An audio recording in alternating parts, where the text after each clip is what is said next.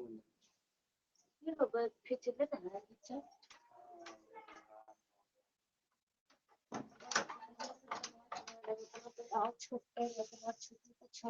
वो ढेर साफ हो गई। अब दीपावली में साफ होते फिर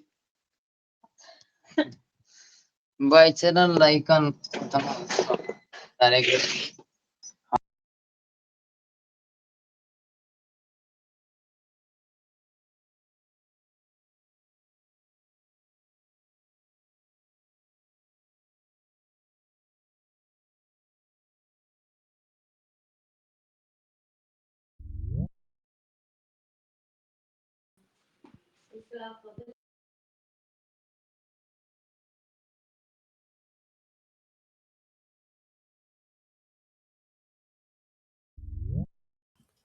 Good evening. Am I audible to everyone?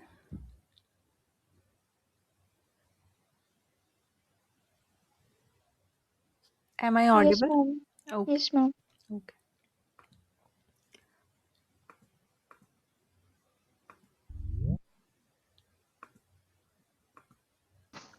Screen visible है सबको? Yes, ma'am. Okay. Thank you.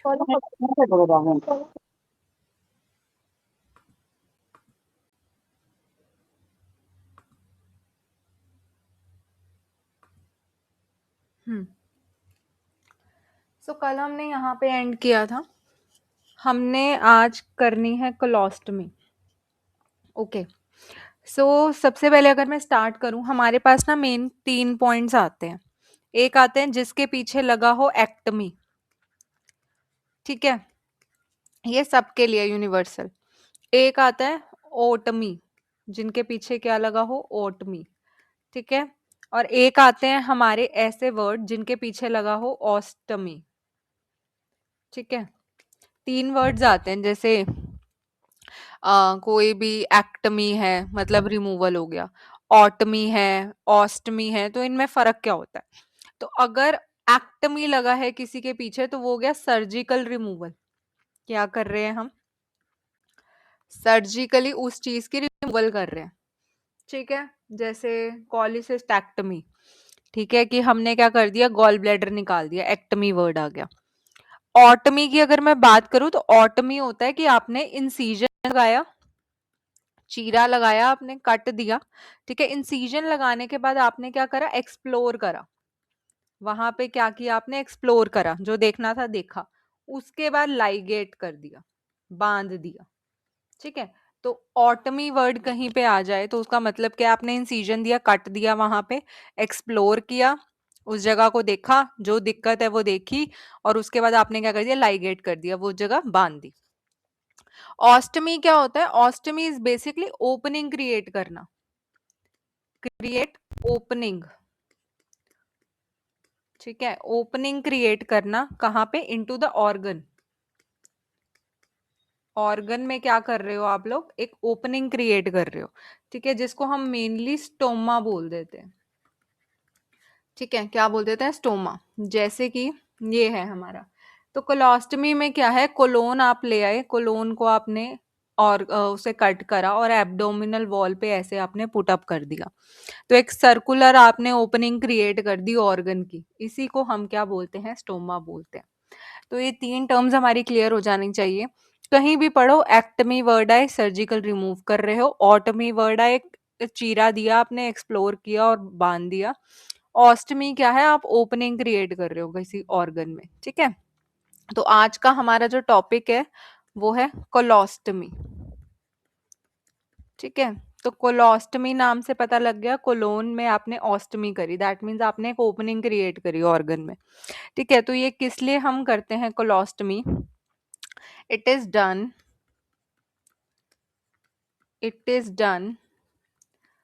to remove flatus,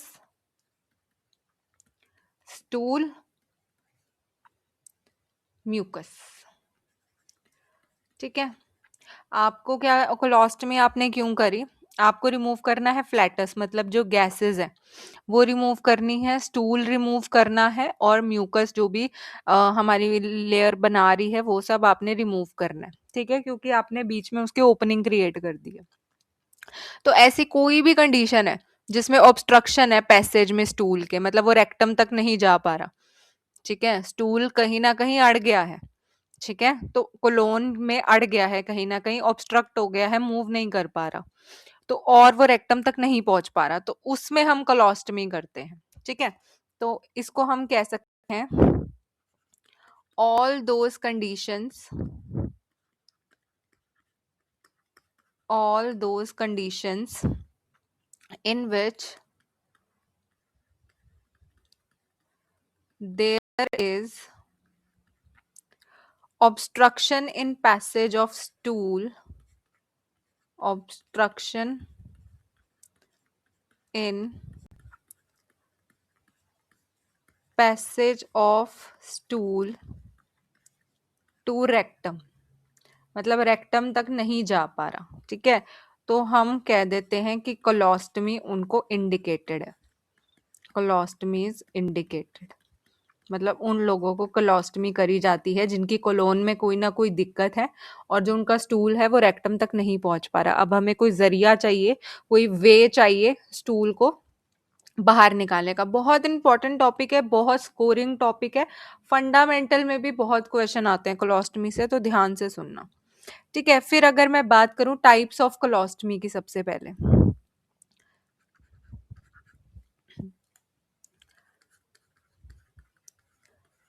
types of colostomy, तो टाइप्स ऑफ कोलोस्टमी में सबसे पहले आती है हमारी ऑन द बेसिस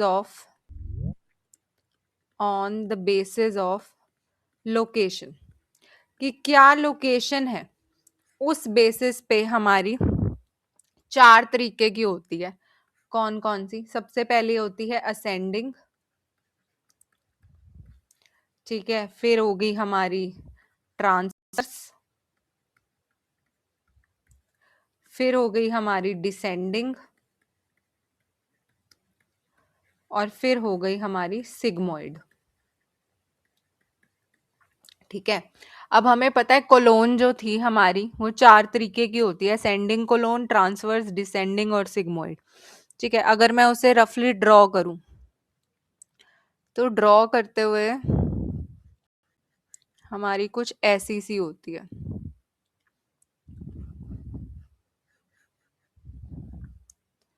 यही है हमारा कोलोन का स्ट्रक्चर।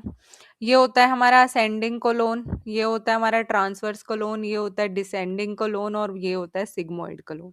यही पढ़ा है हमने।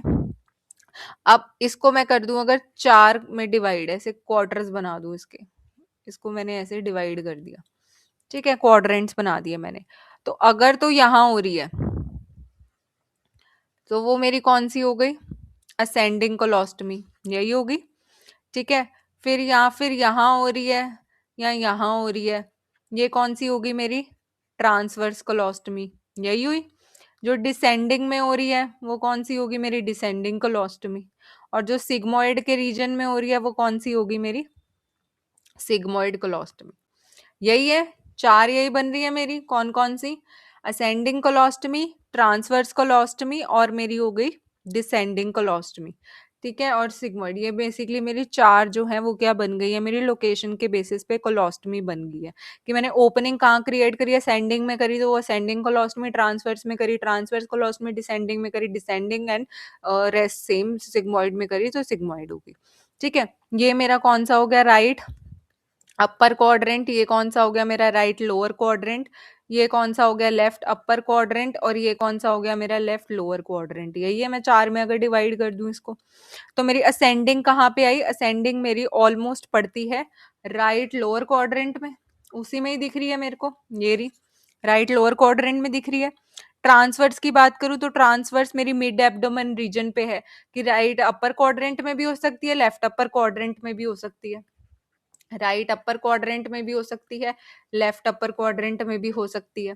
डिसेंडिंग की बात करूं तो डिसेंडिंग मेरी कहाँ पे पड़ती है? लेफ्ट अपर क्वाड्रेंट में ही पड़ती है, ये लेफ्ट अपर क्वाड्रेंट में पड़ रही है, ठीक है। और सिग्मोइड की बात करूं तो सिग्मोइड मेरी कहाँ पड़ रही है? लेफ्ट लोअर क्वाड्रेंट में पड़ रही है। तो अगर मैं देखूं ओवरऑल कि क्वाड्रेंट बेसिस पे इनको डिवाइड करूं, वो हो गया, लोकेशन के बेस पे मैंने इनको डिवाइड कर लिया, वो हो गया, ठीक है। और अगर मैं बात करूं, ये थी लोकेशन, यहां तक समझ आया सबको? Okay Yes, ma'am. ओके।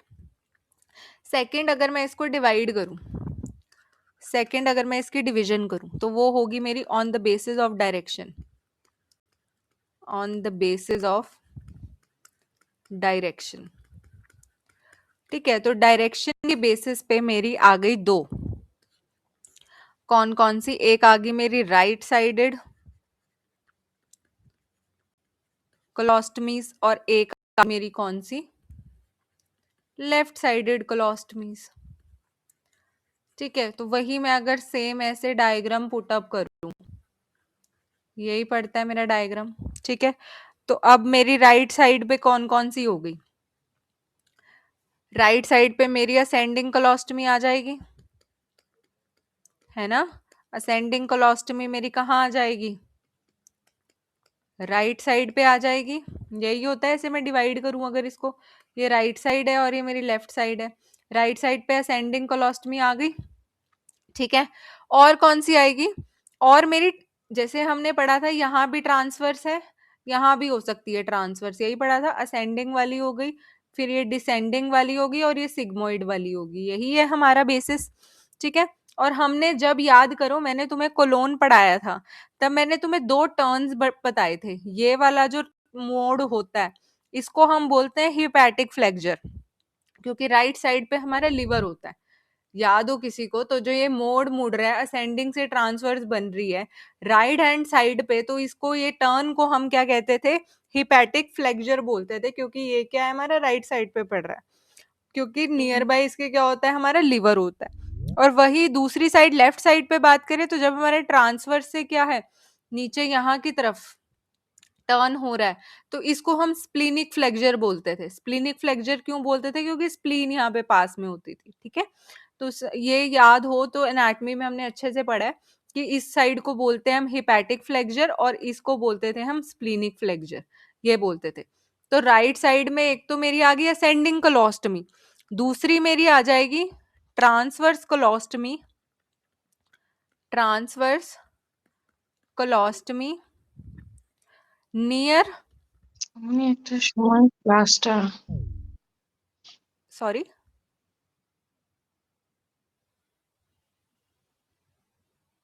कुछ कह रहे हो?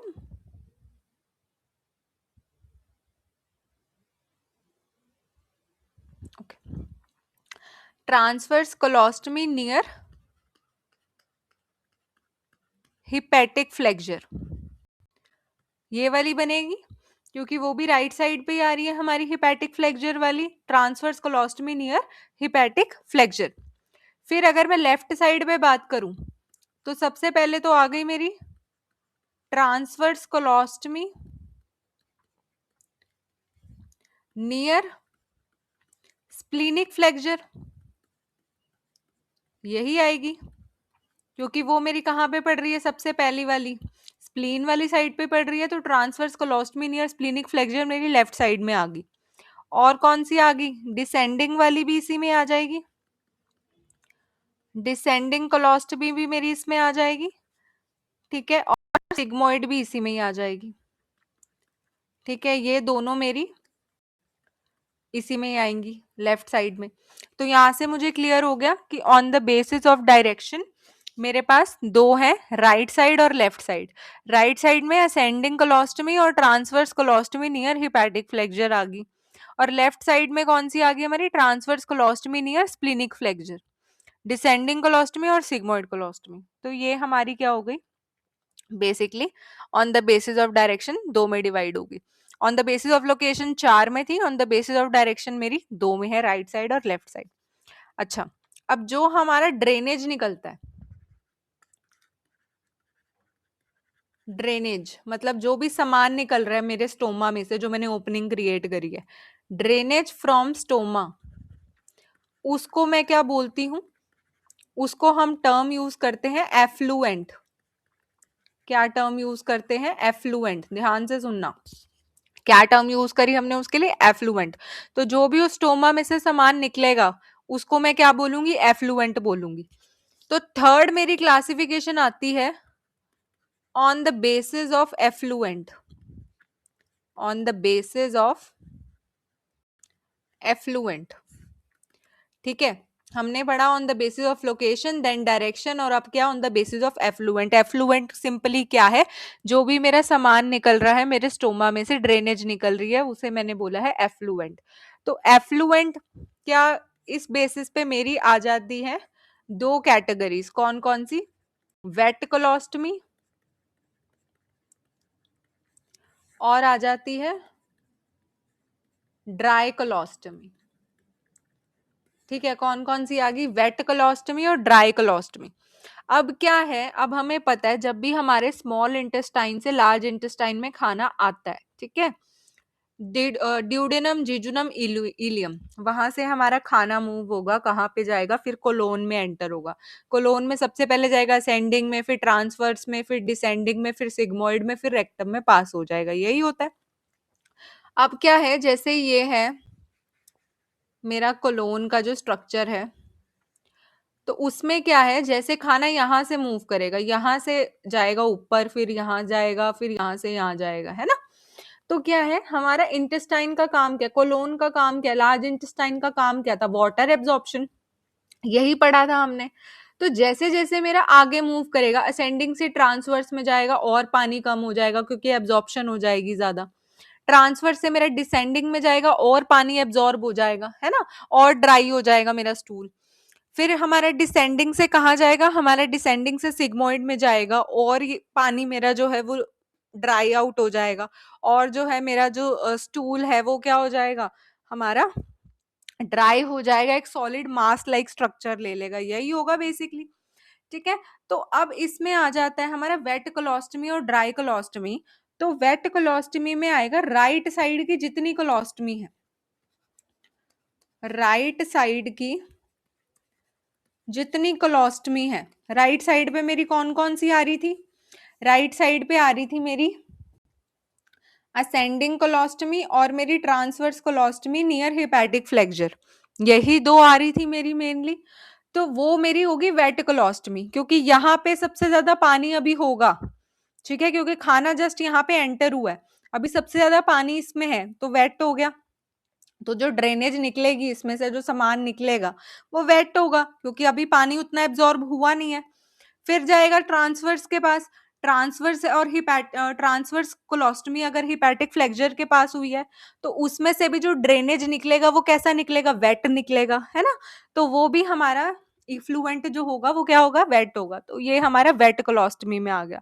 और ड्राई कोलोस्टमी में मेरी सारी लेफ्ट साइड की आ गई, लेफ्ट साइड ऑफ कोलोस्टमी जो मेरी थी कौन कौन सी, एक तो थी मेरी transverse colostomy near splenic flexor, और मेरी कौन सी थी डिसेंडिंग कोलोस्टमी और सिग्मोइड कोलोस्टमी, ये मेरी तीनों किस में आ जाती हैं, लेफ्ट साइड वाले में आ जाती हैं। तो ये हमारी ड्राई कोलोस्टमी में आ गई, कि यहाँ तक, यहाँ से जो ड्रेनेज निकलेगा कोलोस्टमी का किया हुआ वो कैसा होगा, थोड़ा ड्राई फॉर्म में होगा, क्योंकि पानी जो है एब्जॉर्ब कर लेगी, असेंडिंग भी है, क्योंकि अभी तो अगर मैंने यहाँ पे ओपनिंग क्रिएट करी है, फॉर सपोज डिसेंडिंग में करी है ओपनिंग क्रिएट, तो खाना मेरा असेंडिंग में भी जाएगा, फिर असेंडिंग से ट्रांसवर्स में भी जाएगा, तो इतने तो थोड़ा बहुत पानी एब्जॉर्ब हो जाएगा उसका।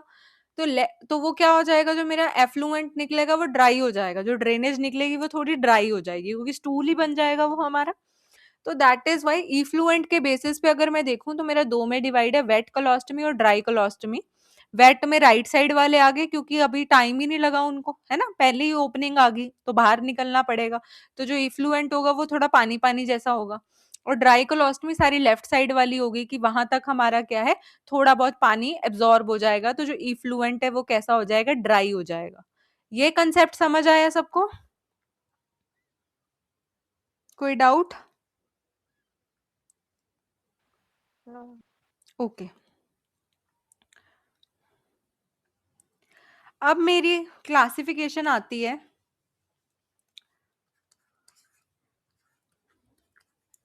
On the basis of opening,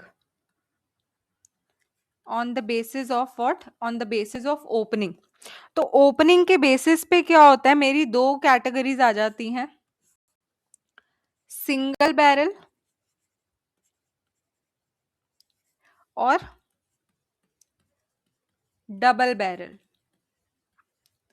क्या आ गई मेरी? सिंगल बैरल आ गई और डबल बैरल आ गई। अब सिंगल बैरल इज बेसिकली जैसे कि ये मेरी कोलोन है और मैंने ट्रांसवर्स वाली है, ट्रांसवर्स वाली में कोलोस्टमी करी, तो ये मेरी ओपनिंग क्रिएट होगी। ठीक है, अब जो मेरी दूसरी है, यहाँ पे जो दूसरी ओपनिंग क्रिएट होगी यही होगा बेसिकली, ये ऐसा ही स्ट्रक्चर बन जाएगा कि मैंने ओपनिंग क्रिएट कर दी। अब मैं सिर्फ ये वाला जो पार्ट है ये एब्डोमेन पे ऊपर जाके लगा दूं, इसको मैं चिपका दूं, अंदर ही सीव डाउन कर दूं कि इसका तो कोई काम ही नहीं है। ठीक है, तो ये मेरा क्या हो जाएगा? सिंगल बैरल की मैंने एक जो ओपनिंग है वो मैंने स्टमक पे ला दी है। और डबल बैरल बेसिकली क्या हो गया कि ये दोनों ओपनिंग को मैं क्या कर दूंगी? स्टमक पे लाके ओपन कर दूंगी, इन्हें कनेक्ट कर दूंगी, तो वो हो जाएगी मेरी डबल बैरल। ठीक है, तो single barrel is basically single opening, इसको क्या बोलेंगे? Single opening. सिंगल ओपनिंग कहाँ तक आ गई हमारी? एब्डोमिनल वॉल, सिंगल ओपनिंग होगी हमारी एब्डोमिनल वॉल तक। ठीक है, और डबल बैरल में क्या होती है हमारी? 2 ओपनिंग्स होती हैं। ठीक है, क्या होती हैं? 2 ओपनिंग्स आ जाती है हमारी स्टमक वाले वॉल पे। ठीक है, मतलब एब्डोमिन वॉल पे। अब इसमें जो 2 ओपनिंग होती है उनको हम क्या क्या बोलते हैं? एक को हम बोलते हैं प्रॉक्सिमल स्टोमा, प्रॉक्सिमल स्टोमा, और दूसरी को हम बोलते हैं डिस्टल स्टोमा। ठीक है, एक को क्या बोलते हैं? प्रॉक्सिमल स्टोमा, और एक को बोलते हैं डिस्टल स्टोमा। प्रॉक्सिमल क्या हो गया? जो पहले नंबर पे आएगी इस साइड से, असेंडिंग वाली साइड से जो पहले नंबर को आएगी वो हमारी कौन सी हो जाएगी? Proximal stoma. और दूसरे नंबर पे जो दूसरी होगी वो हमारी कौन सी होगी? Distal stoma. अब जो प्रॉक्सिमल है स्टोमा, यहाँ से तो जैसे खाना जो है वो ड्रेन आउट पास होगा, तो यहाँ से जो सामान निकलेगा वो तो हमारा इफ्लुएंट ही होगा, ड्रेनेज ही निकलेगी ना हमारी, जो स्टूल वगैरह निकलेगा वो यहीं से निकलेगा प्रॉक्सिमल स्टोमा से, क्योंकि उधर तो पहुंचा ही नहीं, अभी बीच में तो इनके कुछ है ही नहीं। तो जो दूसरे वाली ओपनिंग है उससे क्या निकलेगा बेसिकली? उससे जो यहाँ पे इनके यहाँ पे लाइनिंग्स वगैरह म्यूकस बनाएंगी, सिर्फ वो निकलेगा। ठीक है, तो जो प्रॉक्सिमल स्टोमा है बेसिकली उसमें तो क्या है हमारा? इफ्लुएंट निकलेगा, और डिस्टल स्टोमा से हमारा क्या निकलेगा? म्यूकस निकलेगा। ठीक है, इसके लिए हमें बैग लगाना पड़ेगा, कोलोस्टमी बैग, आगे हम पढ़ेंगे इफ्लुएंट के लिए बैग लगाते हैं, तो वो बैग लगाना पड़ेगा। इसको कुछ नहीं, इसको जस्ट हम कवर कर देंगे। ठीक है, इसका डिस्टल स्टोमा का कोई रोल नहीं है उतना, क्योंकि म्यूकस ही निकलेगा, वो भी बहुत थोड़ा बहुत निकलता है। तो ओपनिंग के बेस पे सिंगल बैरल हो गई, डबल बैरल हो गई। सिंगल बैरल की सिंगल ओपनिंग ही करी आपने, उसको नीचे ही सीव डाउन कर दिया जो दूसरा उसका मुंह था। और डबल बैरल क्या हो गया कि 2 ओपनिंग से दोनों को आपने एब्डोमिनल वॉल पे ले आए हो, एक बन जाएगा प्रॉक्सिमल स्टोमा और एक बन जाएगा डिस्टल स्टोमा। प्रॉक्सिमल वाले से इफ्लुएंट निकलेगा, ड्रेनेज निकलेगी जिसके आगे बैग लगा देंगे, और डिस्टल स्टोमा से कुछ नहीं निकलेगा, जस्ट म्यूकस निकलेगा, उसको जस्ट आपने वैसे ही कवर कर देना, इतना कुछ इसमें खास है नहीं। कई बारी फ्रीक्वेंटली आस्क्ड क्वेश्चन है कि most common location for double barrel, कोई गेस करेगा कौन सी होगी? असेंडिंग, डिसेंडिंग, ट्रांसवर्स, सिग्मोइड, कौन सी होगी? Transverse. Transverse, very good.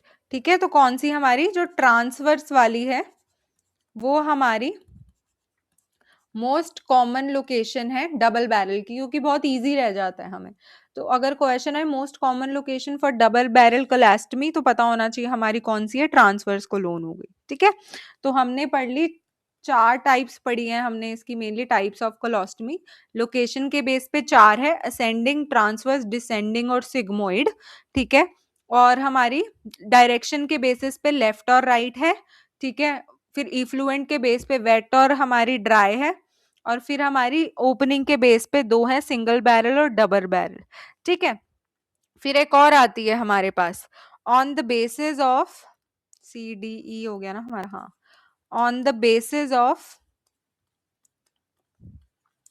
Duration, duration की अगर मैं बात करूं तो on the basis of duration मेरे पास 2 आती हैं, कौन कौन सी? एक आती है टेम्परेरी, ठीक है, और दूसरी आती है हमारी परमानेंट। परमानेंट या फिर जिसको हम प्रोलॉन्ग्ड भी बोल देते हैं, प्रोलॉन्ग्ड। ठीक है, कौन कौन सी आ गई, टेम्परेरी और परमानेंट या फिर प्रोलॉन्ग्ड। तो टेम्परेरी हम लगाते हैं, जैसे लगा दी 4 से 6 हफ्तों के लिए सिर्फ यूज करनी है, वो उससे लंबी अगर यूज करनी है तो वो परमानेंट और प्रोलॉन्ग कैटेगरी में आएगी। ठीक है, जनरली जो टेम्परेरी करते हैं वो हम कहाँ करते हैं, राइट साइड की कोलोस्टमी करते हैं। ठीक है, टेम्परेरी में कौन सी हम करते हैं, राइट की कोलोस्टमी करते हैं। ठीक है, मोस्ट कॉमनली पूछें तो कौन सी, असेंडिंग वाली। ठीक है, असेंडिंग कोलोस्टमी करते हैं मोस्ट कॉमनली हम। ओके, और अब अगर मैं बात करूं परमानेंट बनानी है तो परमानेंट के लिए हम मोस्ट प्रेफरेबली कौन सी करते हैं, लेफ्ट साइड की कोलोस्टमीज करते हैं। कोई रीजन बता सकता है वाई,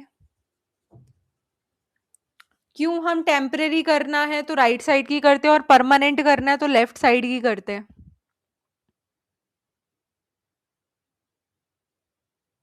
कोई रीजन हो इनके पीछे?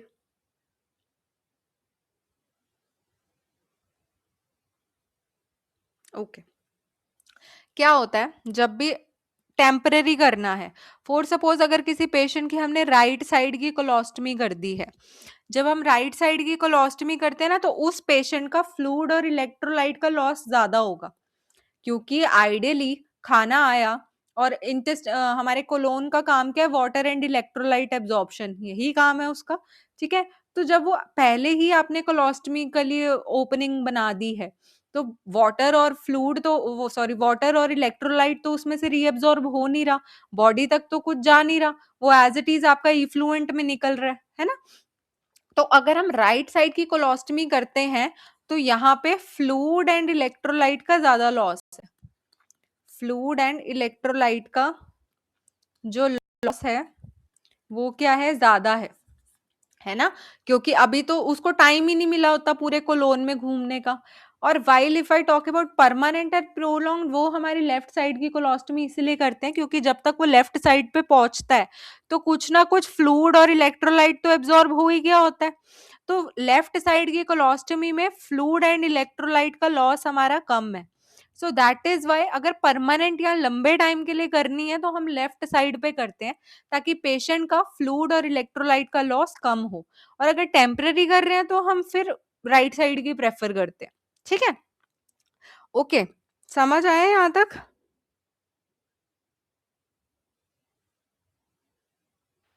Yes sir. ओके, इनको कई बारी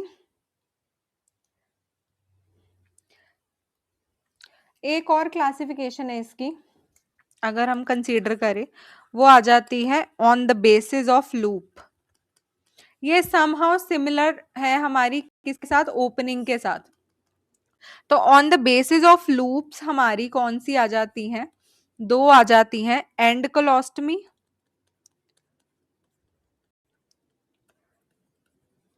और आ जाती है हमारी कौन सी, लूप कोलोस्टमी। एंड कोलोस्टमी और लूप कोलोस्टमी। अब एंड में बेसिकली क्या है, जैसे ये मेरी स्किन है, बिल्कुल सिमिलर ही है हमारी सिंगल बैरल डबल बैरल जैसी, ये काइंड ऑफ सिंगल बैरल है और वो हमारी डबल बैरल जैसी है। ठीक है, बस इन्होंने लूप्स के हिसाब से इसे डिवाइड कर दिया।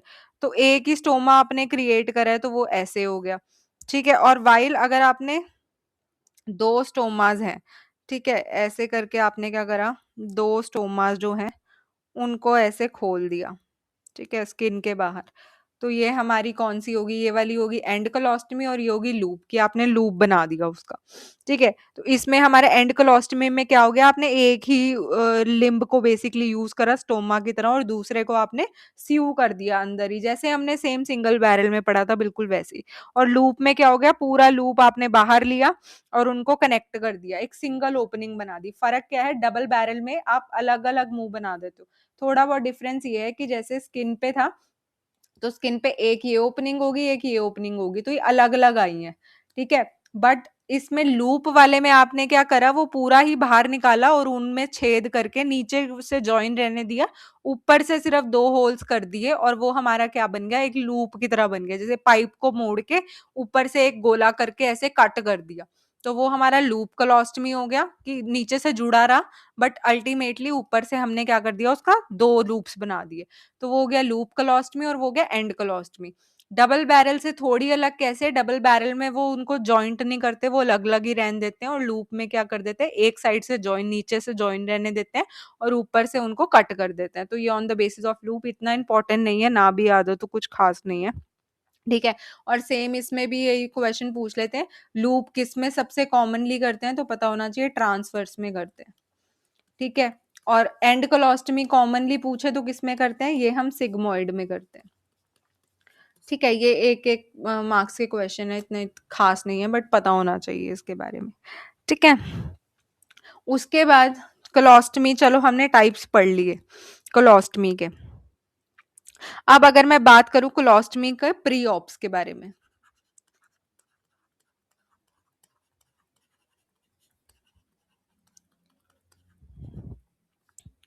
प्री ऑप्स, ठीक है, कि आपको क्या क्या चीजों का ध्यान रखना है ऑपरेशन से पहले, ठीक है। तो सबसे पहला तो एक ही पॉइंट है, remember to keep colon empty, remember to keep colon empty, कि कोलोन खाली होना चाहिए, जब भी आप ऑपरेशन कर रहे हो तो जो कोलोन है वो क्या होना चाहिए, एम्प्टी होना चाहिए, ठीक है। तो आप क्या करोगे, जो भी मॉर्निंग है सर्जरी की, मॉर्निंग ऑफ सर्जरी, ठीक है, तो आप क्या करते हो, कोलोन को क्लीन करोगे, कैसे करोगे, बाय गिविंग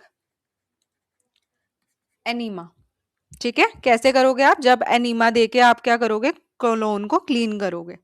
और क्या करना है, एनपीओ रखना है पेशेंट को हमें, कैसे, 8 to 10 hours before surgery, surgery से 8 से 10 घंटे पहले तक हमें पेशेंट को क्या रखना है, एनपीओ, निलपरोलर से कुछ नहीं देना खाने को, ठीक है। अच्छा मुझे बताओ, जनरल एनेस्थीसिया में होती है या हमारी उसमें होती है, एसए में होती है, जीए में होती है,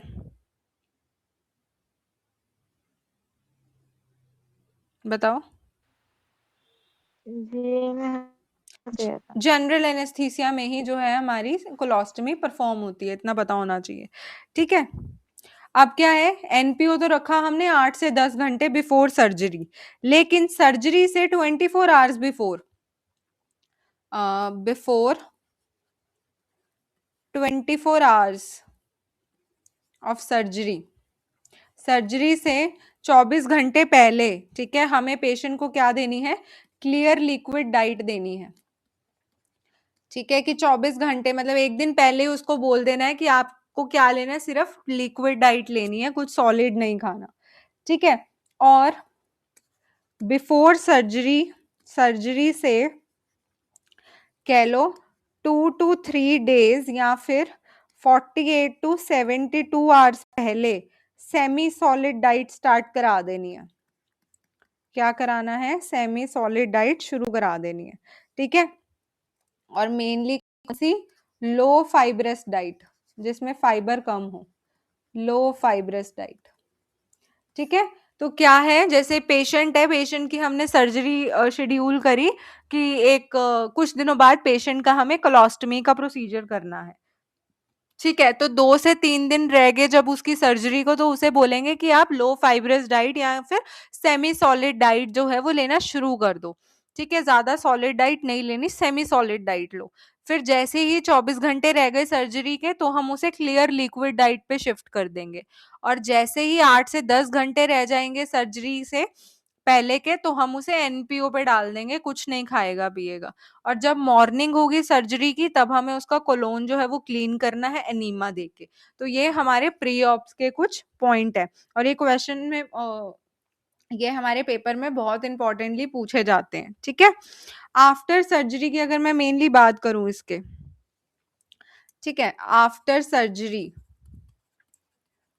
ठीक है, सर्जरी के बाद मेनली हमारा बात करें 4 to 5 डेज, ठीक है, 4 to 5 डेज लगते हैं हमें स्टूल पास करने के लिए, टू पास स्टूल, मतलब जो एफ्लुएंट हमारा निकलेगा वो कब निकलेगा? 4 से 5 दिन बाद निकलता है ओपनिंग बनाने के लिए।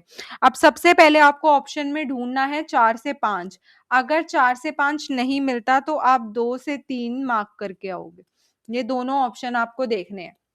वैसे आइडियली 2 से 5 दिन का एवरेज होता है, बट आपको पहले 4 से 5 देखना है, फिर अगर नहीं मिलता ऑप्शन तो आपको 2 से 3 दिन का देखना है कि इतना टाइम लगता है एफ्लुएंट को पास होने में या स्टूल को पास होने में, जो भी आपने ओपनिंग बनाई है वहां से। ठीक है, अब कॉमन फाइंडिंग्स क्या क्या होती हैं? कॉमन फाइंडिंग्स, ठीक है, आफ्टर कोलोस्टमी, आफ्टर कोलोस्टमी के बाद कॉमन फाइंडिंग्स क्या क्या है? ठीक है, तो जो स्टोमा है, आपको क्योंकि स्टोमा ऑब्जर्व करना है, तो अगर मैं स्टोमा की बात करूं तो स्टोमा कैसा होना चाहिए? ब्रिक रेड कलर का होना चाहिए, बिल्कुल लाल कलर का होना चाहिए, जैसे हमने यहाँ डायग्राम में देखा है। ठीक है, इसमें थोड़ा पिंक लग रहा है, बट वैसे हमारा कैसा होना चाहिए? ये हमारा होना चाहिए ब्रिक रेड कलर का। कैसा?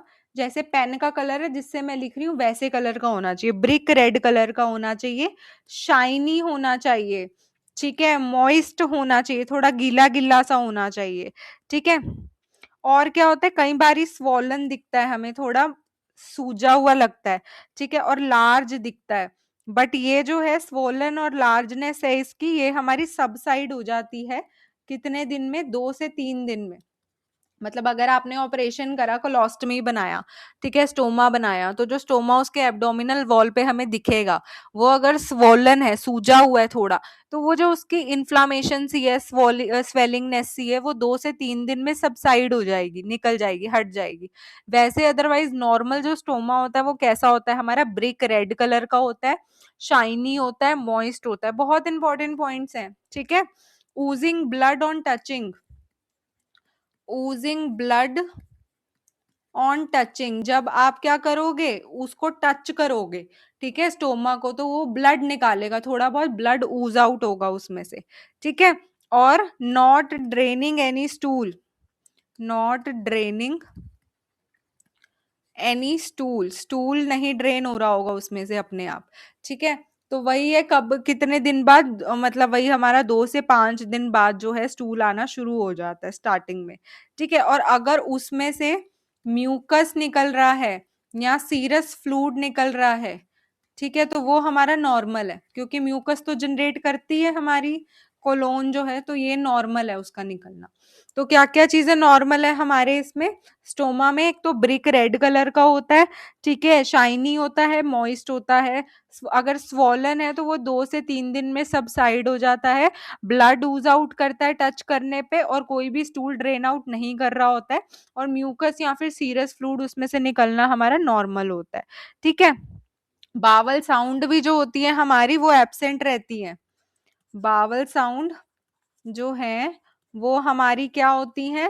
एब्सेंट दिखेंगी, या हमें डिमिनिश, कम सुनेंगी। जो बावल साउंड है वो हमें क्या सुनेंगी? कम सुनेगी।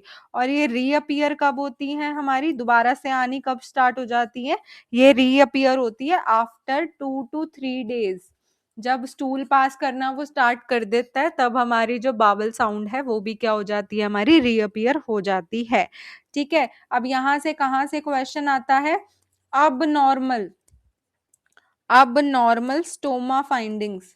एक मैं पेपर अटेम्प्ट कर रही थी थोड़े दिन पहले, तो उन्होंने बोला कि मेरे पास पेशेंट है, उसका स्टोमा है, जब आप उसे टच कर रहे हो तो वो ब्लड ऊज आउट कर रहा है, उसके स्टोमा में से ब्लड निकल रहा है। So is it normal? तो yes, it is normal. Healthy जो स्टोमा होता है वो ऊज आउट करता है ब्लड टच करने पे।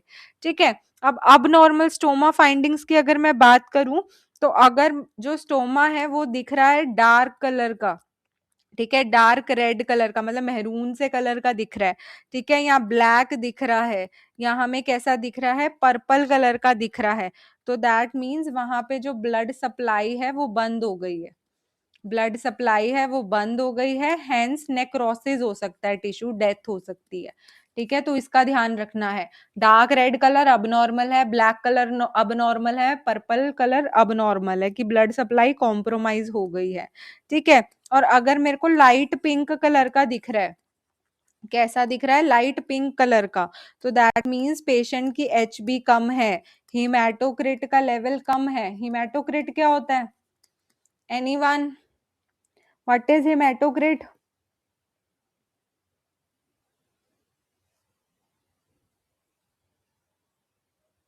बताओ। हेमाटोक्रिट होता है ब्लड में कितने आरबीसीज हैं बेसिकली, ठीक है। तो HB कम है, हेंस हमारा आरबीसी भी कम होंगे, तो हेमाटोक्रिट का लेवल भी कम हो जाएगा, तो वो डिटेक्ट करेगा कि HB कम है। तो दैट इज वाई जो स्टोमा है वो हमें लाइट पिंक कलर का दिखेगा। तो ये हमारी अब नॉर्मल स्टोमा फाइंडिंग्स में ये हो गया, ठीक है। फिर उसके बाद अगर मैं इसकी ड्रेसिंग की बात करूं, ड्रेसिंग पे भी बहुत सारे क्वेश्चन आते हैं। ड्रेसिंग, ठीक है। तो ड्रेसिंग में क्या है? फर्स्ट 2 to 3 डेज बाद मतलब जो पहले के 2 से 3 दिन है, फर्स्ट 2 to 3 डेज, तब हमें क्या करनी है? ड्रेसिंग करनी है, पट्टी करनी है उसकी, ठीक है। और आफ्टर 2 to 3 डेज, जब 2 से 3 दिन हो जाएं, तब क्या करोगे? तब हम क्या करेंगे? कोलोस्टमी बैग लगा देंगे उसके ऊपर, ताकि जो ड्रेनेज है वो हमारी क्या है? निकल जाए। ध्यान से सुनना, पहले 2-3 दिन तो वैसे स्टूल नहीं पास होना, तो हम ड्रेसिंग करके रखेंगे, और जैसे ही 2 से 3 दिन हो जाएंगे तो हम कोलोस्टमी बैग क्या है उस पे अटैच कर लेंगे, ठीक है। और ड्रेसिंग कौन सी करते हैं? इस पे बहुत इंपॉर्टेंट क्वेश्चन बनता है। पेट्रोलियम गॉज की करते हैं, पेट्रोलियम गॉज की ड्रेसिंग करते हैं हम, ठीक है। तो और क्या करते हैं हम? जब भी कोलोस्टमी बैग लगाना है, ध्यान रखना, जब भी स्टोमा पे कोलोस्टमी बैग लगाना है तो पहले 1% जिंक ऑक्साइड स्प्रे कर लेना है। हर बारी करना है जब भी बैग लगाना है, चाहे वो पहला दिन हो, चाहे चौथा दिन हो, चाहे 10वां दिन हो, चाहे महीने हो, चाहे साल हो, जब भी बैग लगाना है तब 1% जिंक ऑक्साइड स्प्रे करना है, ठीक है। Before applying colostomy bag 1% zinc oxide is spread, ठीक है। स्प्रे करना है 1% जिंक ऑक्साइड और हर बारी करना है, ठीक है। पेशेंट को एस्पिरिन कॉन्ट्राइंडिकेटेड होती है, एस्पिरिन इज कॉन्ट्राइंडिकेटेड, इनको नहीं देनी। क्यों नहीं देनी? एनीवन?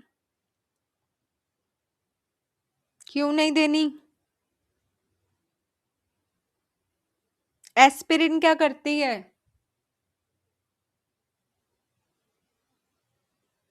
बताओ। एस्पिरिन ब्लड थिनर होती है, ब्लड को पतला करती है। तो एस्पिरिन इनके केस में कॉन्ट्राइंडिकेटेड होती है, क्योंकि वो क्या है? रिस्क ऑफ ब्लीडिंग बढ़ा देती है।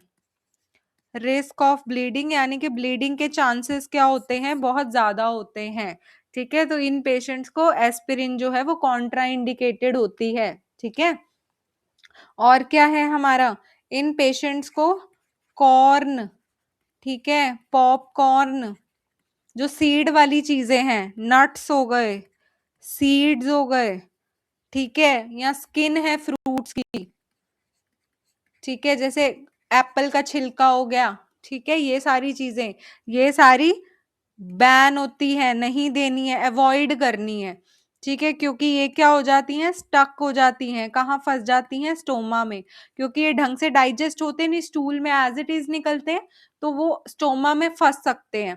तो इसीलिए ये चीजें हमें therefore they are avoided in, avoid करना है किसमें? हमारे इन केस ऑफ कोलोस्टमी या फिर हमारा इलियोस्टमी, एक ही बात है, इलियम में बना लो या कोलोन में बना लो, सेम है, कोई फर्क नहीं है, इनके प्रोसीजर्स वगैरह कुछ में फर्क नहीं है, ठीक है।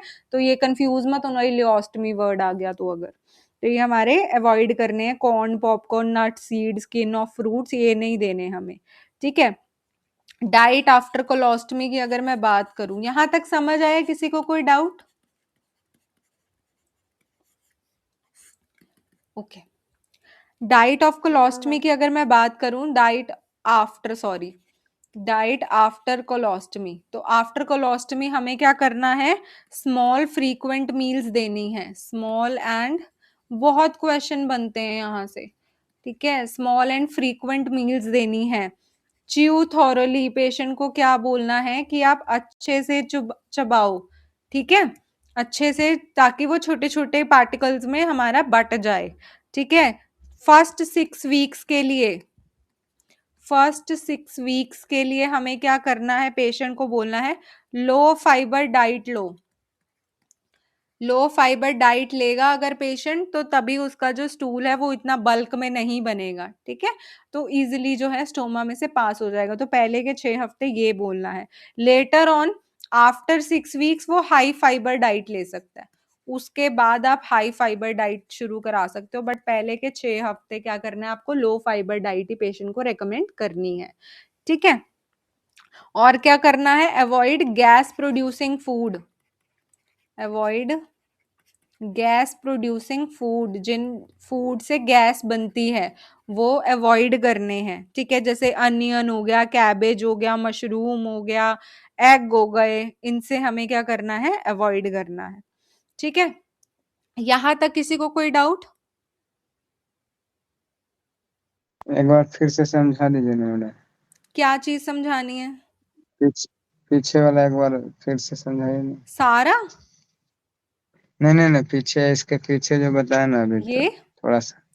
हाँ जी, ठीक है। हाँ, तो इन पेशेंट को क्या है, ऐसी आइटम नहीं देनी, कॉर्न, पॉपकॉर्न, जिनमें बीज होते हैं, ठीक है, नट्स, सीड्स और स्किन ऑफ फ्रूट, मतलब एप्पल का छिलका हो गया, गुआवा का छिलका हो गया, अमरूद का छिलका हो गया, ये चीजें नहीं देनी, क्योंकि ये चीज डाइजेस्ट प्रॉपरली नहीं होती हमारी बॉडीज में, और ये स्टूल में एज इट इज निकल जाती हैं। तो इसीलिए स्टोमा में स्टूल निकलना है तो इनका फंसने का चांस होता है, अड़ने का चांस होता है, तो इसीलिए कोलोस्टमी और ये इलियोस्टमी के केस में हम ये ऐसे खाने अवॉइड करते हैं। और अगर किसी पेशेंट की कोलोस्टमी हो जाए तो उसके बाद हमें क्या करना है, उसे बोलना है कि आप थोड़ा थोड़ा अमाउंट में खाना खाओ, चाहे दिन में 6 बार खाओ, बट थोड़ा थोड़ा अमाउंट में खाओ, और च्यू करो थोरोली, अच्छे से क्या करो, चबाओ खाने को। और पहले के 6 हफ्ते में लो फाइबर डाइट देनी है, क्योंकि फाइबर क्या होता है, हमारी स्टूल का बल्क बढ़ाता है, जितना फाइबर आप लोगे उतना जो स्टूल है वो ज्यादा आएगा, ज्यादा पास होगा, बल्क हो जाएगा, ठीक है। तो पहले के 6 हफ्ते में पेशेंट को बोलना है कि लो फाइबर डाइट लो, ताकि जो स्टूल है वो बल्क में ना आए, ठीक है, ताकि इजिली पास आउट हो जाए। फिर आपको आदत हो जाएगी उस पेशेंट को, फिर उसको बोलो कि 6 हफ्तों के बाद आप हाई फाइबर डाइट शुरू कर सकते हो, ठीक है। और ऐसे खाने अवॉइड करने हैं जिनमें गैस प्रोड्यूस होती है, ठीक है। फिर अगर मैं बात करूं कोलोस्टमी पाउच की, कोलोस्टमी पाउच की, तो कोलोस्टमी पाउच में हमारा बेसिकली क्या होता है, जैसे ऐसा हमारा पाउच होता है,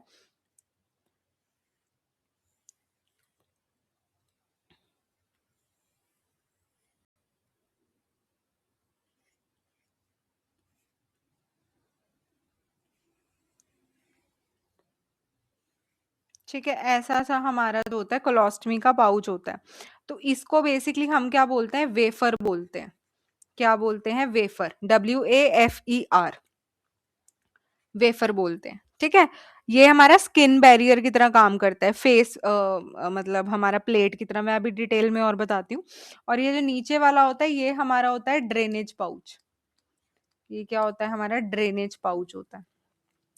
तो होता क्या है बेसिकली, हमारा 2 तरीके के आते हैं हमारे कोलोस्टमी पाउच। एक आते हैं हमारे कौन से, सिंगल पीस, ठीक है, सिंगल पीस, और एक आते हैं हमारे कौन से, डबल पीस, या फिर 2 पीस भी बोलते हैं इसको, डबल पीस या फिर इसको 2 पीस भी बोलते हैं, ठीक है। तो होता क्या है, सिंगल पीस में क्या है, जो वेफर और ड्रेनेज बैग है, हमारे ड्रेनेज पाउच है, वो हमारा कंबाइन होता है, जुड़ा हुआ होता है, एक ही पीस में आता है। और 2 पीस में क्या हो गया, वेफर अलग आता है, ऊपर वाला हिस्सा वो अलग आता है, और ड्रेनेज पाउच अलग आता है हमारा, ठीक है। तो ये हो गया, आई गेस मैंने फोटो लगाई हुई है, हाँ, ये है ना हमारा, जैसे 1 पीस हो गया और ये 2 पीस हो गया।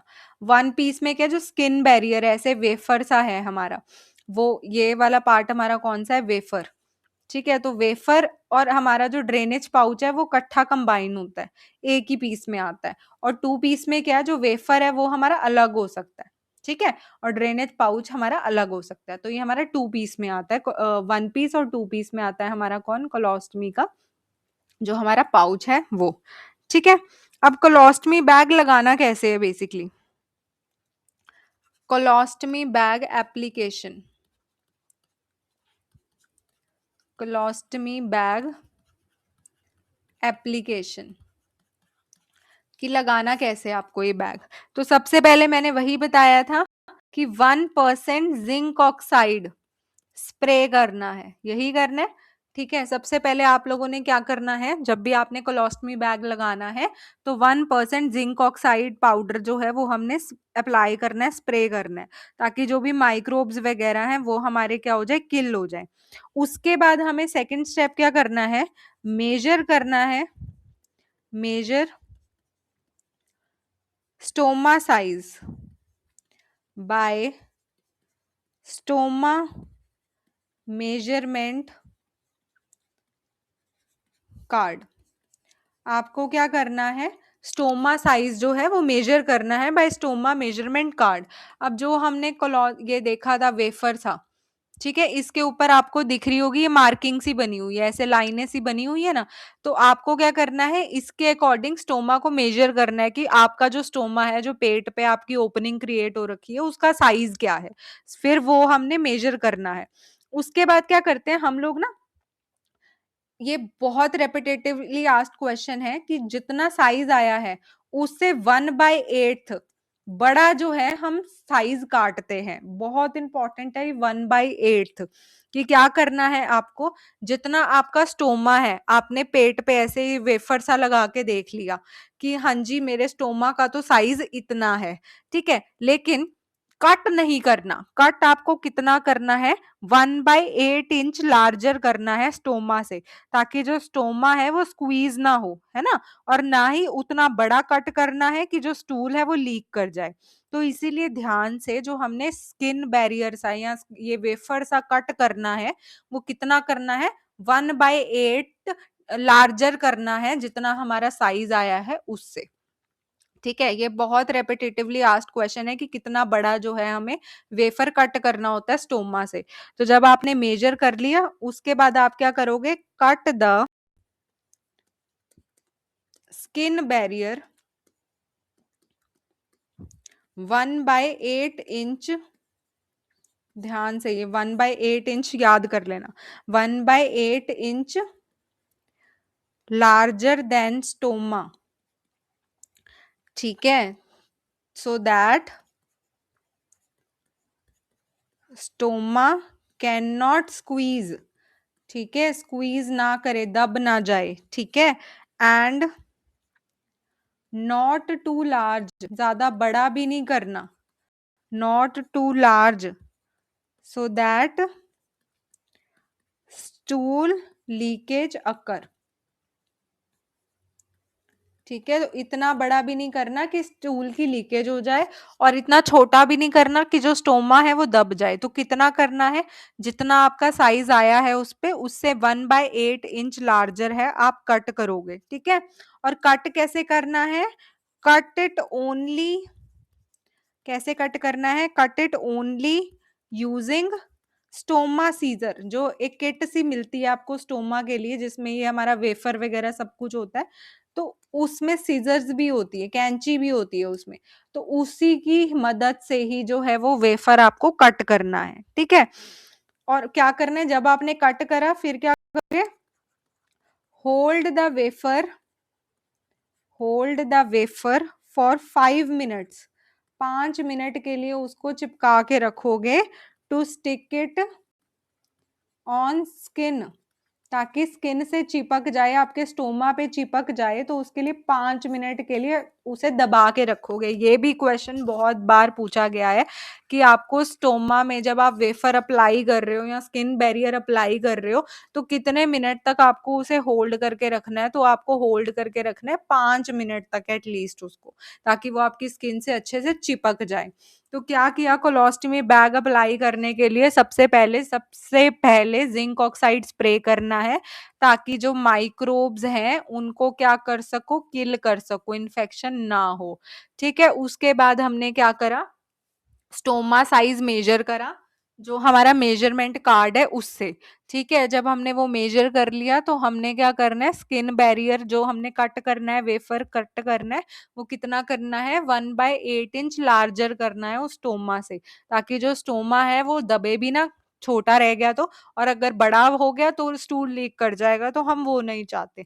ठीक है, और किससे कट करना है, स्टोमा सीजर से ही कट करना है, और 5 मिनट तक आपको उसे स्किन के साथ चिपका के रखना है, होल्ड करके रखना है। ठीक है, उसके बाद है emptying the colostomy bag. Emptying the colostomy bag. ठीक है, तो जब आपको क्या करना है, खाली करना है। ठीक है, तो उस टाइम क्या करना है, एम्प्टी कब करना है, empty the bag when it is 1/3 full. ये बहुत इंपॉर्टेंट है, पूछते हैं। ठीक है, कि कब आपको आपका जो कोलोस्टमी बैग है वो खाली करना है, तब करना है जब वो 1/3 हिस्सा उसका 1/3 बैग जो है वो हमारा क्या हो जाए, फुल हो जाए, भर जाए, तब आपको खाली करना है। क्योंकि अगर इससे ज्यादा भरने दोगे तो वो डिसलॉज, क्योंकि आप वो लटक रहा है आपके एब्डोमेन कैविटी से, है ना, आपके पेट के साथ लटक रहा है, तो जितना हैवी होता जाएगा वो तो डिसलॉज हो जाएगा, है ना, इन्फेक्शन ज्यादा हो जाएगी, इन्फेक्शन के भी चांसेस ज्यादा हो जाएंगे। तो इसीलिए जैसे ही 1/3 1/3 हिस्सा उसका भर जाए, तभी आपको क्या कर देना है, एम्प्टी कर देना है, खाली कर देना है। ठीक है, ताकि लीकेज ना हो। ओके, टाइम कब देखना है, time to empty the bag कब करते हैं generally, before breakfast. Before breakfast, क्योंकि आपकी इस टाइम मिनिमम गैस्ट्रोइंटेस्टाइनल ट्रैक की एक्टिविटी होती है, क्योंकि आपने कुछ खाया नहीं होता तभी।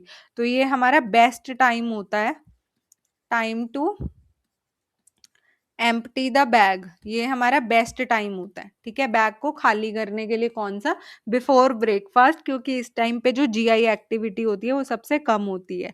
ठीक है, बहुत क्वेश्चंस आते हैं यहाँ से। ओके, स्टोमा इरिगेशन का पूछे, क्योंकि साफ भी तो करोगे स्टोमा को, बैग खाली कर दिया बट स्टोमा भी तो साफ करना है, क्योंकि स्टूल उसी में से ही आ रहा है।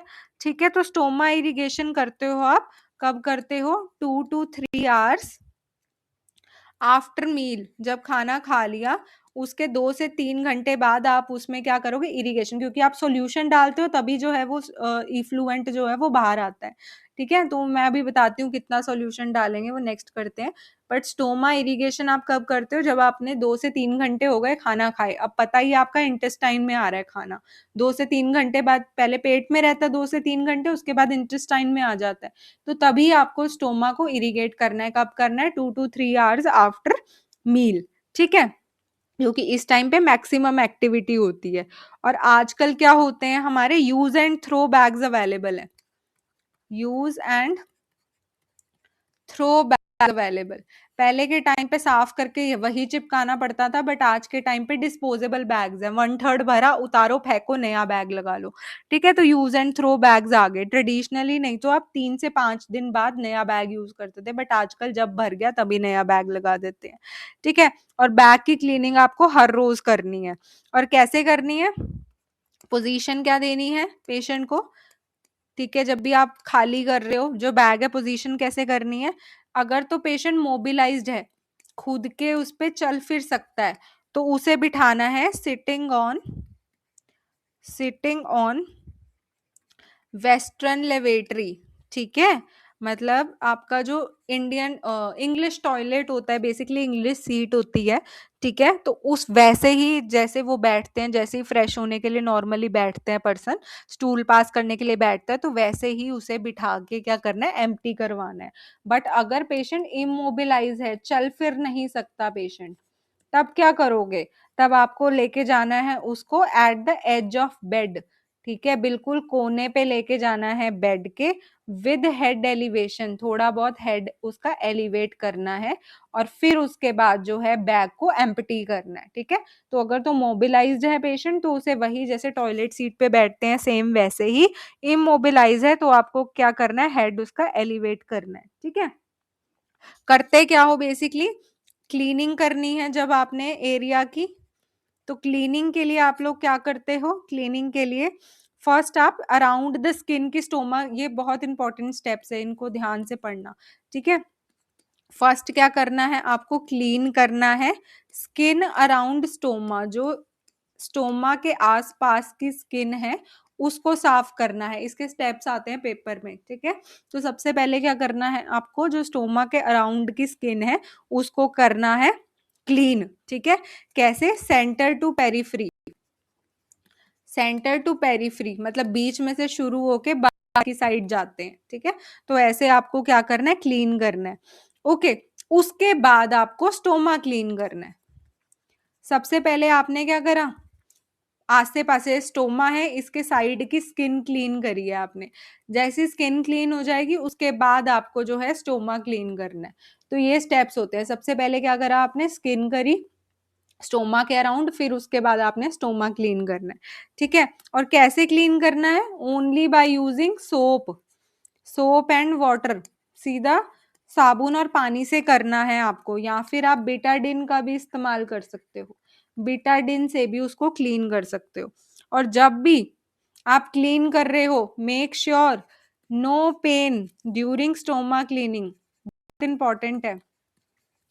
ड्यूरिंग स्टोमा क्लीनिंग, स्टोमा को क्लीन करते टाइम पेशेंट को किसी भी तरह की दर्द नहीं होती। अगर पेशेंट को किसी भी तरीके की दर्द हो रही है तो कुछ ना कुछ गड़बड़ है, ठीक है। तो कभी भी पेशेंट को स्टोमा क्लीन करते हुए, बैग एम्प्टी करते हुए कभी भी क्या होता है, जरूरत नहीं पड़ती, मतलब कभी भी दर्द नहीं होती उसको, ठीक है। उसके बाद हमारा क्या है, जस्ट गिव मी सेकंड, उसके बाद क्या है, कितने बारी आपको एम्प्टी करना है। तो जैसे कि फॉर सपोज आपने कराई है असेंडिंग कोलोस्टमी, पेशेंट की क्या हो रखी है, असेंडिंग कोलोस्टमी, तो अगर असेंडिंग कोलोस्टमी है तो ऐसे पेशेंट का जो स्टूल होता है वो कैसा होता है, लिक्विड फॉर्म में होता है, क्योंकि पानी अभी उतना एब्जॉर्ब हुआ नहीं होता, स्टूल क्या होता है, लिक्विड होता है, और इसके अंदर डाइजेस्टिव एंजाइम्स भी अभी होते हैं।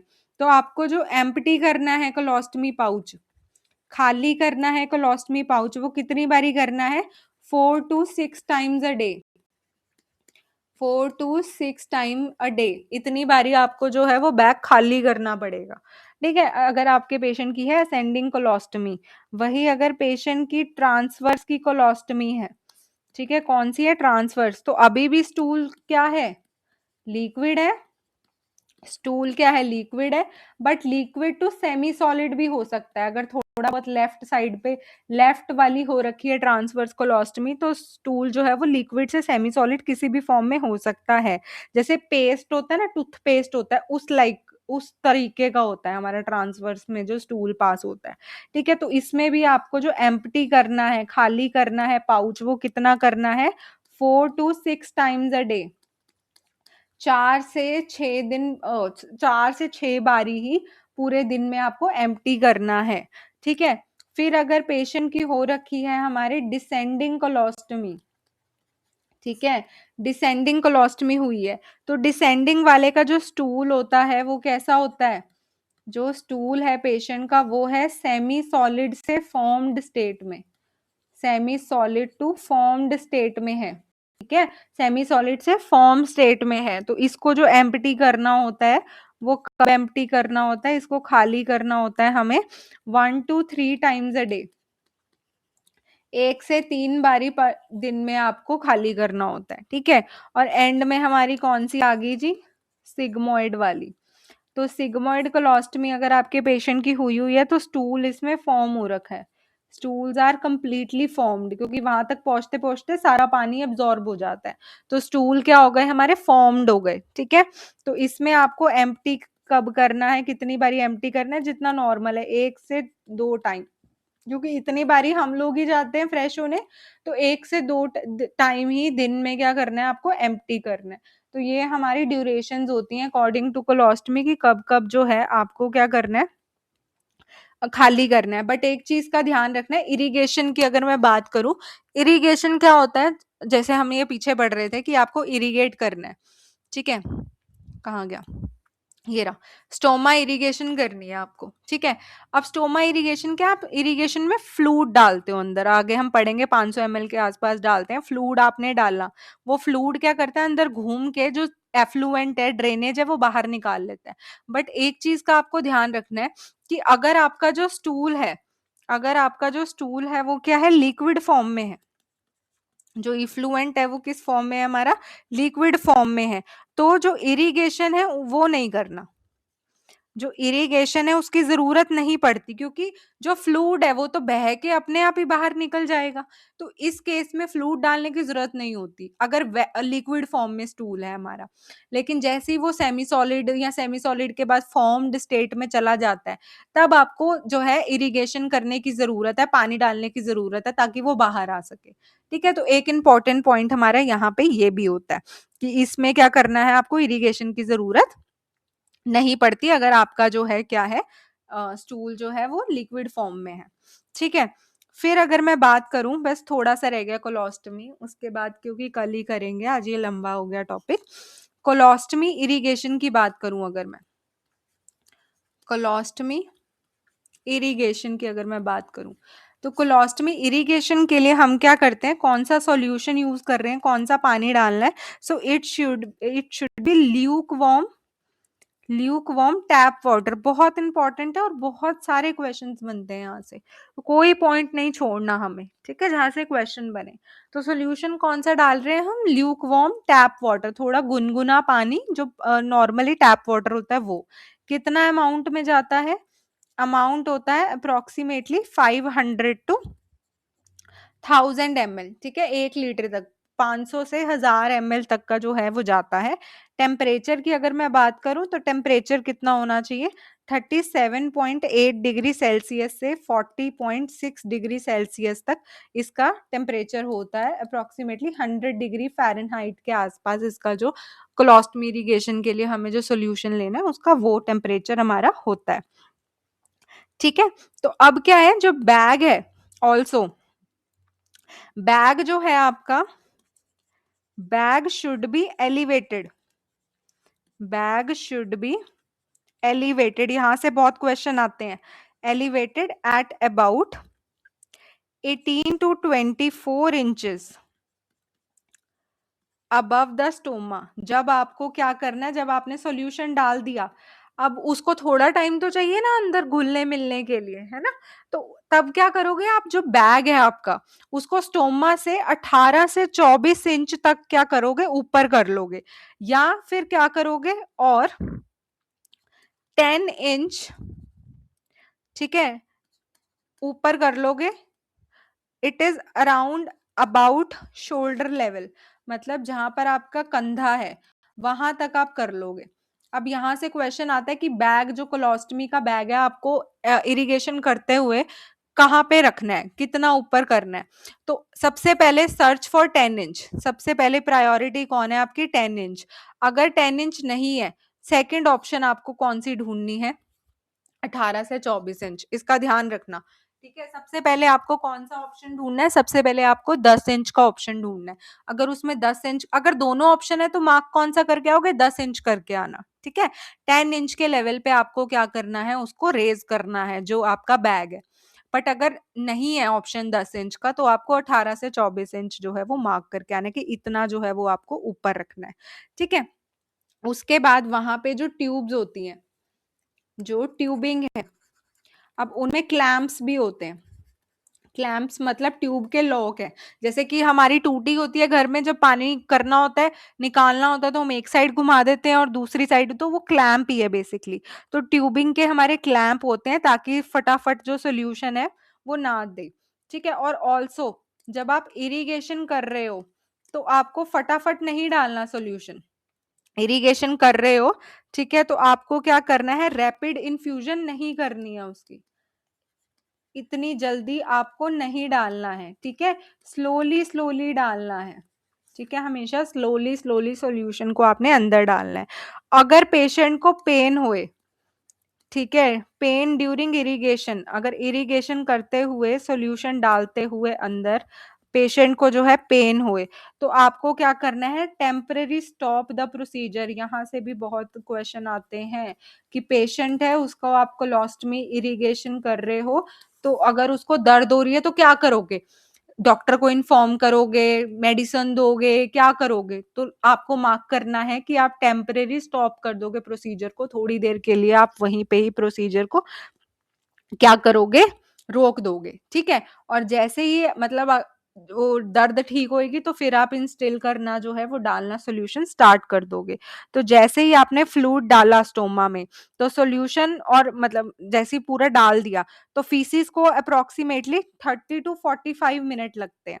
तो हम लिख सकते हैं फॉलोइंग इन्फ्यूजन, ठीक है, इन्फ्यूजन ऑफ फ्लूइड, जब आपने पूरा फ्लूइड अंदर चढ़ा दिया, ठीक है, तो कितना 30 to 45 मिनट्स कम से कम लगते हैं फीसिस को बाहर आने में, फीसिस टू कम आउट, ठीक है, उसको बाहर आने में कितना टाइम लगता है, अप्रोक्सीमेटली 30 to 45 मिनट्स लगते हैं, ठीक है। और बाकी उस टाइम पे पेशेंट अपनी कोई भी एक्टिविटी कर सकता है, ये नहीं है उसे बैठे रहना है वो बैग ऐसे लटका के।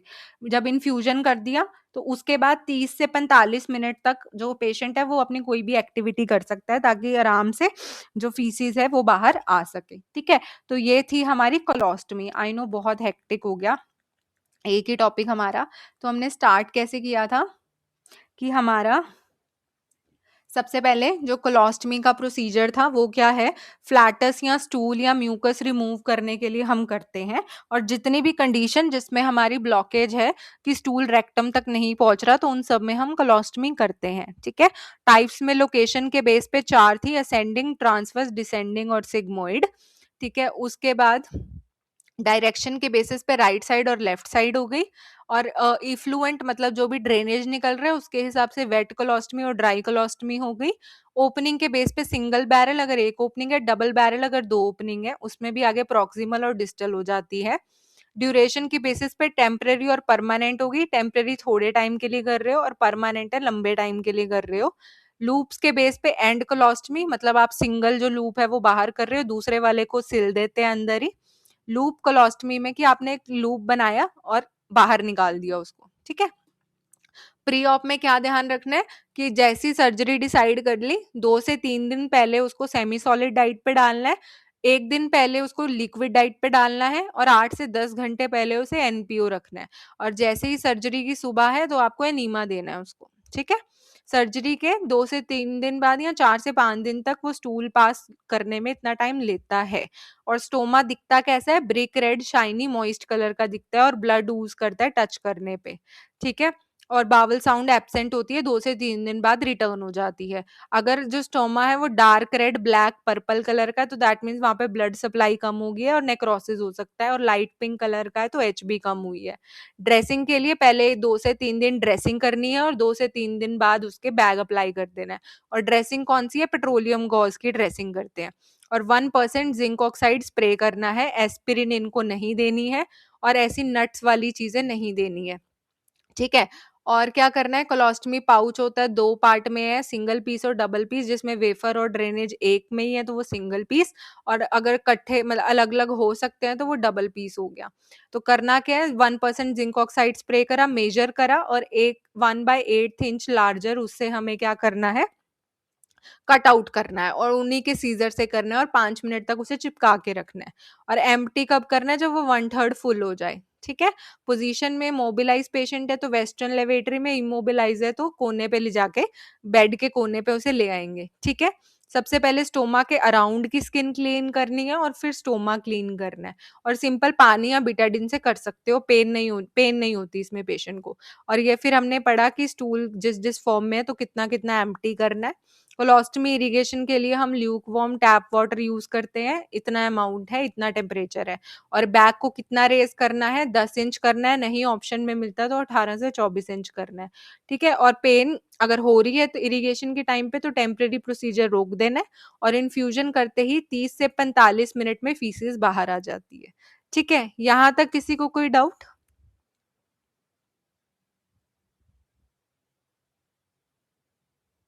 ओके ओके, तो हमारा थोड़ा सा, क्योंकि आज इस टॉपिक ने हमारा प्रॉपर टाइम ले लिया है, तो मेन जितने एमसीक्यूज वगैरह हैं, जो भी रिमेनिंग पार्ट है हमारा, वो कल की फर्स्ट मतलब कल की क्लास में 20 मिनट्स में पहले कवर कर लेंगे, फिर हम उसके बाद न्यू जो है चैप्टर वो स्टार्ट कर लेंगे। ठीक है,